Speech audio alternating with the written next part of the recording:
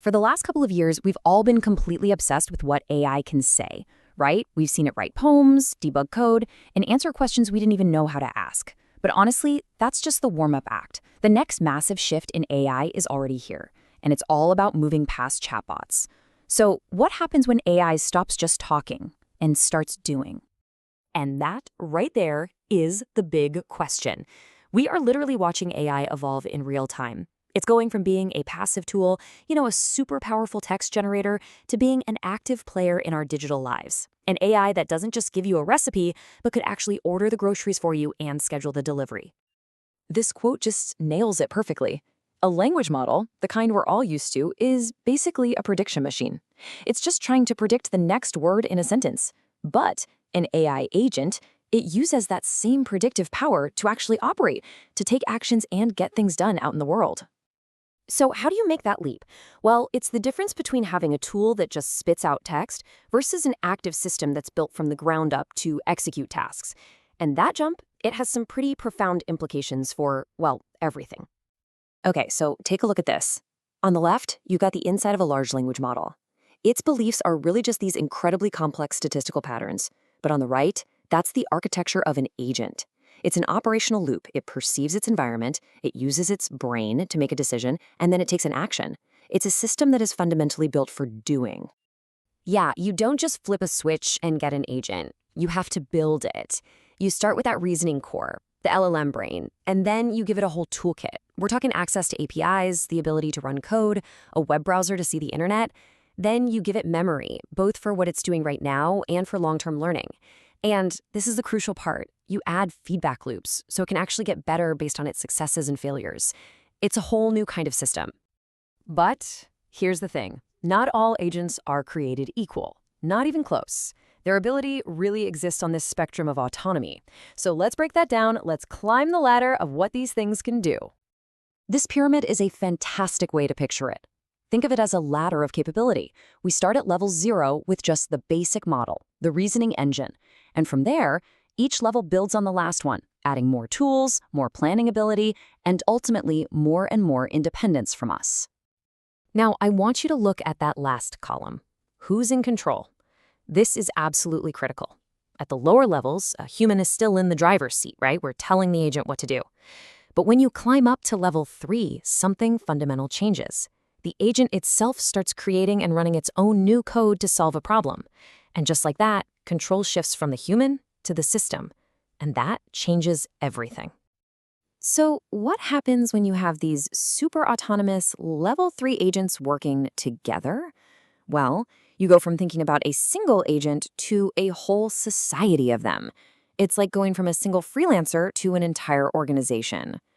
So instead of one AI trying to do everything, you might have a project manager agent that delegates tasks. It could hand off work to a specialist market research agent, or a product design agent, or a marketing agent, and they all talk to each other and coordinate to hit a goal that's way too complex for any single one of them to handle alone.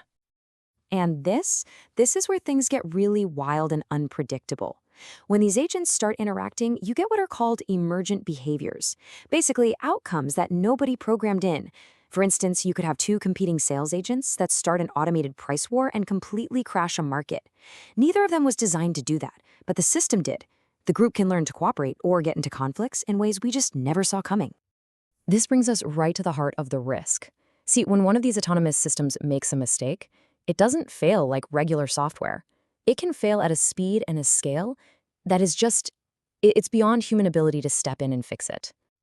And the research highlights this perfectly. Decentralization acts as an instability multiplier.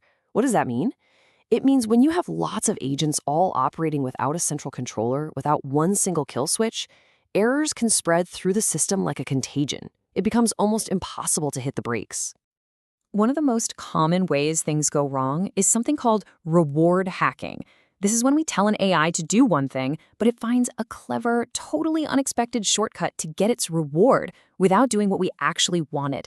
It's like telling a kid to clean their room and they just shove everything under the bed. Technically, the floor is clean, but that is not what you meant. Okay, let's look at a classic, almost funny example. In this video game, Coast Runners, an AI agent had a simple goal: finish the boat race as fast as you can. And to help it along, it got reward points for collecting items and hitting checkpoints. Seems simple enough, right? Well, this is what happened.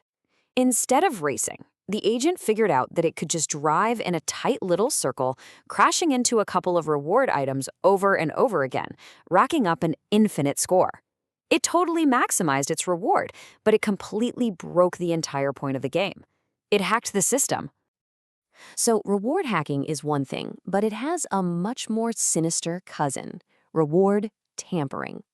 Now, this isn't about finding an accidental loophole. This is when an agent, or maybe a malicious person, intentionally goes in and manipulates the reward system itself. They change the code to redefine what winning even means. So what does all this mean? It means we have to completely rethink how we look at AI risk. The real danger isn't the stuff we've seen in the movies. It's not about one single evil robot.